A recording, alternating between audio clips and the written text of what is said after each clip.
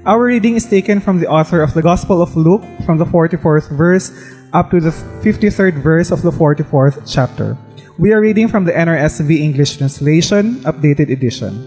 Then he said to them, "These are my words that I spoke to you while I was still with you, that everything written about me in the law of Moses, the prophets, and the Psalms must be fulfilled." Then he opened their minds to understand the scriptures, and he said to them, "Thus it is written that the Messiah is to suffer and to rise from the dead on the third day, and that repentance and forgiveness of sins is to be proclaimed in his name to all nations, beginning from Jerusalem. You are witnesses of these things. And see, I am sending upon you what my Father promised. So stay here in the city until you have been clothed with power from on high." Then he led them out as far as Bethany, and lifting up his hands, he blessed them. While he was blessing them, he withdrew from them and was carried up into heaven. And they worshipped him and returned to Jerusalem with great joy. And they were continually in the temple blessing God. Listening to this reading and the preaching, may we receive God's blessing. Thanks be to God.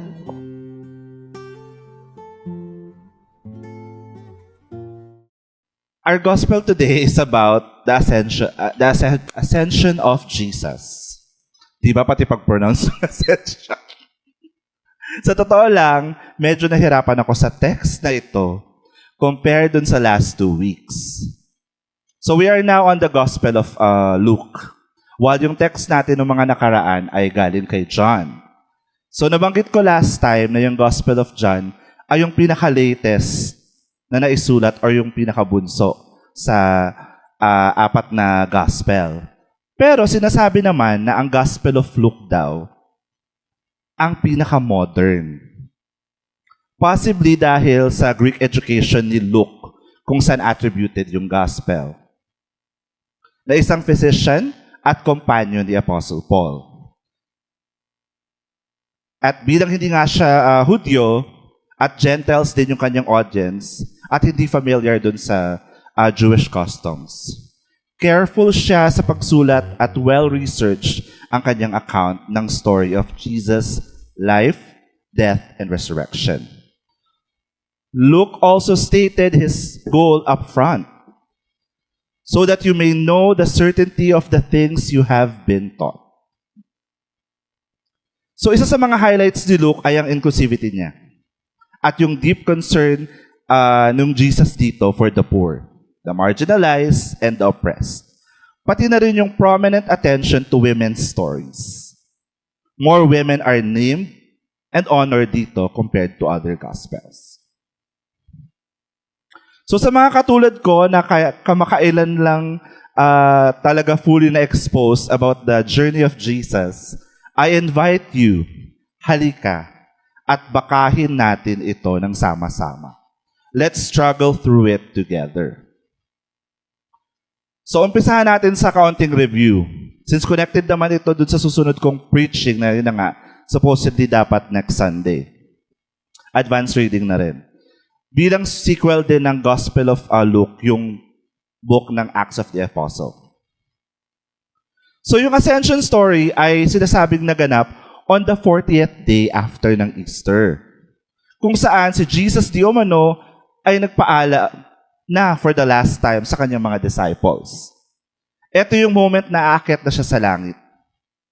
Langit na forever na magiging palaisipan para sa ating mga queer. Dahil sabi nga nila, hindi naman daw tayo mapupunta doon. Slide lang tayo sa rainbow. Ang preaching ko today ay pinamagatang mission completed. Accomplished, rather. So after Easter nga, nagkaroon ng series of appearances si Jesus sa kanyang mga tagasunod. Imagine, 40 days na pala yun ang naganap. Pero kasi sa pagkakakwento, like dun sa Gospel of John, tila parang naganap lang siya immediately after ng resurrection. Although hindi naman talaga nabanggit dito sa ating text na it was a 40-day period.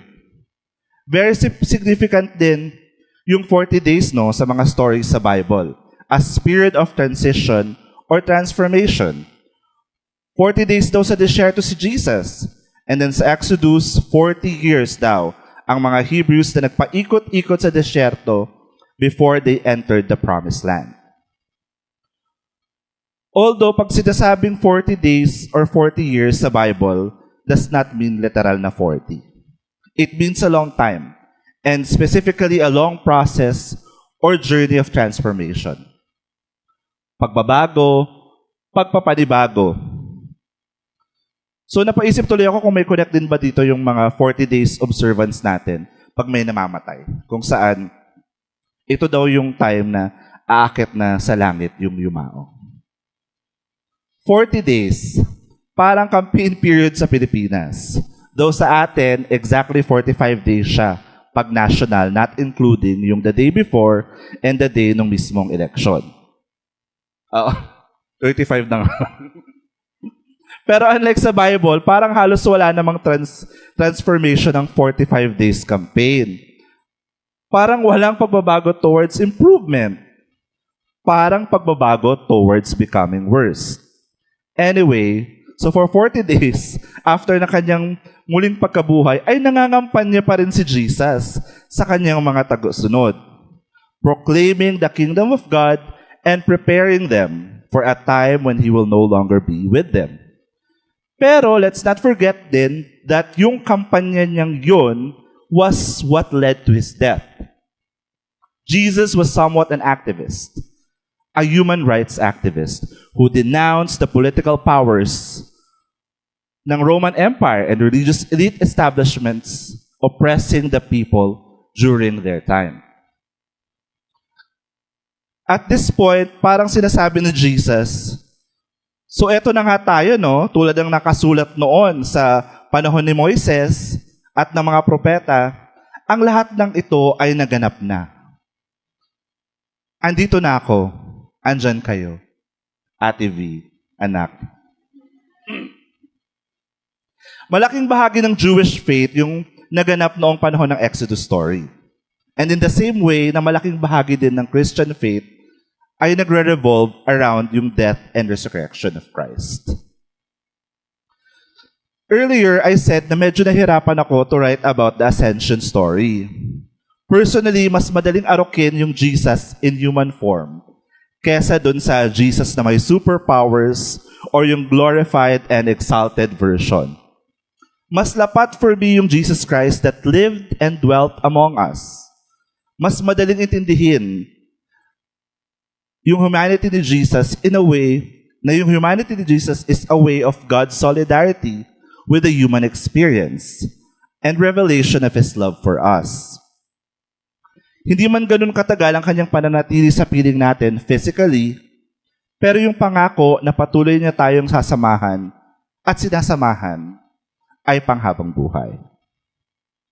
The historical and human Jesus has completed His mission. But our mission begins. Jesus prepares us for 40 days, and then when He is about to leave, passes the mission to His disciples. He promises them the Holy Spirit. So if we do the math, ilang episodes na ng 40 days at 40 nights ang lumipas. Nakakailang 40 years na rin from the time of the first Christians. More than 2,000 years ago. So ilan yun? 2,000 divided by 40. Around 50. Tama ba? Ay, 500. Mali. Mali yung math. Oo. So, more than 2,000 years ago, marami nang nagbago. Marami nang pagbabago towards a more radical and inclusive world. Pero at the same time, marami rin na ang may mission is to go backwards against inclusion and diversity. Taliwas sa example ni Jesus to be welcoming to strangers. Kaya't natapos man ang mission ni Jesus, ay nagpapatuloy ang laban para sa atin. The same is true sa ating DIY church. Sa nakailang episodes na ng transition, Exodus, near death at rebirth. Sinong makakalimot dun sa eksena ng one Sunday sa Yellow Room sa Cubao? Hindi, oral tradition eh. Di ba? Nababanggit ni Joseph sa mga preaching. When at 4 p.m. or actually around 5 p.m. to kasi 5 p.m. yung service natin at that time eh. Nasa 3 or 4 na piraso lang kami. Kasama na si Joseph doon. Kung saan kami ay na real talk. Kung gusto pa ba nating magpatuloy bilang simbahan. Sa totoo lang, at that time, parang andaling sumuko na lang. It was the most convenient thing to do. Pero pinili pa rin nating magpatuloy. Kahit halos wala nang pinanghahawakan, kundi by the grace of God na lang talaga. Prayers na lang, ika nga. If you ask the people na naka-witness noon, kung aabot ba tayo sa ganito, ito, na the aircon and Green Hills, sa kung nasaan tayo ngayon, maaaring sabihin nilang hindi. Sabi nga, malayo pa, pero malayo na. Bilang isang legacy member, sanay kami na mag-ikutan lang ng leadership role sa simbahan. Ikot-ikot lang, Sarah G. Kaya ngayon, na may mga bagong tao nang gumagampan at nagvo-volunteer, ay talagang nakakataba ng puso. Pero at the same time, may konting takot pa rin. Na what if mapasok? Mamatay ang ilaw sa kanilang puso. Which hindi naman talaga maiiwasan. Sa kahit ano pang community, maaaring hindi ito ang community para sa kanila. Dahil lagi na rin namin sinasabi na hindi lang dito sa open table mararanasan si Jesus at ang pag-ibig ng Diyos. Mahaba pa ang lakbayin para sumakses at umabot sa mission complete stage. Pero malayo-layo na rin ang ating narating. Our mission continues habang mayroon pang kabataang queer na na-oppress sa kanilang tahanan at simbahan. The fire keeps on burning hanggang sa umabot tayo sa point na hindi na kailangan ng open table MCC. And that's the goal, for us to no longer make sense. Affected? Hindi ko nababasa.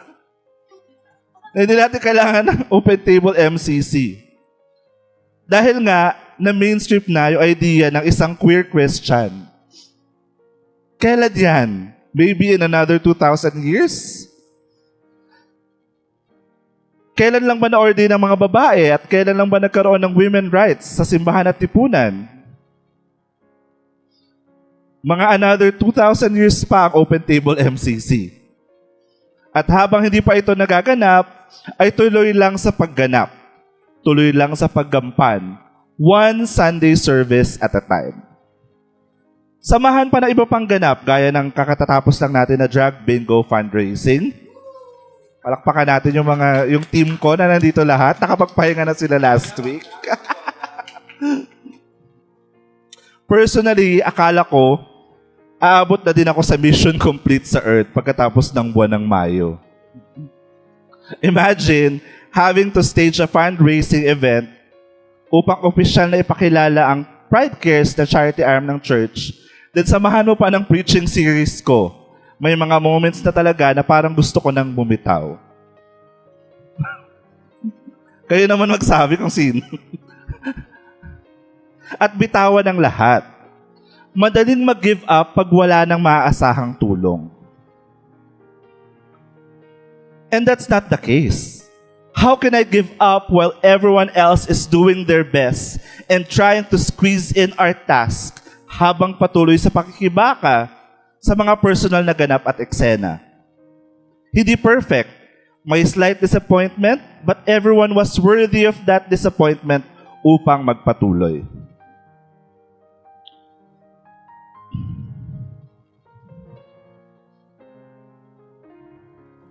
So matapos nga yung drag bingo, at na-mention ni Reverend Joseph, na ilan sa mga brilliant na deacons at leaders ay kasalukuyang nasa Bangkok upang umattend ng conference ng mga queer-affirming churches in Asia.